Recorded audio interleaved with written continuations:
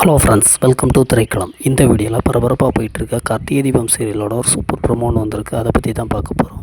அதாவது பார்த்திங்கன்னா, ராஜராஜன் மேலே ஏற்கனவே ஒரு பொண்ணு பழி சுமத்தினதால் கலச பூஜை பாதியிலே நின்றுட்டு கார்த்திக் இதை எங்கள் மாமாவுக்கு எதிரான சூழ்ச்சின்னு நான் நிரூபிக்கிறேன்னு சொல்லிட்டு கிளம்பியிருக்காரு.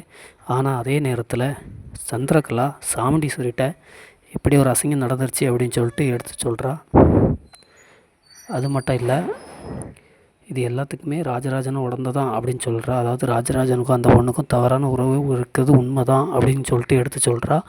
அதை கேட்ட சாமுண்டீஸ்வரி ரொம்பவே கோவப்படுறா. நம்ம புருஷன் அப்படி இல்லைன்னு சொல்லாமல் ராஜராஜன் மேலே சந்தேகப்படுறது மட்டும் இல்லாமல் இப்போ ராஜராஜனை நான் வீட்டை விட்டு அனுப்ப போகிறேன் அப்படின்னு சொல்லிட்டு சொல்கிறா. அது மட்டும் இல்லாமல் எனக்கு துரோகம் செஞ்சாவனை நான் கண்டிப்பாக கொலை பண்ண போகிறேன் அப்படின்னு சொல்லிட்டு சாமுண்டீஸ்வரி கோவத்தில் முடிவு எடுக்கிறா. அந்த நேரம் ரேவதியும் ரோகிணியும் வந்துடுறாங்க.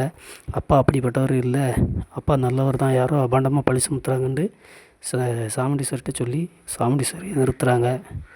என்ன நடக்க போகுதுன்னு முழு எபிசோடை பார்த்து தெரிஞ்சுக்கலாம்.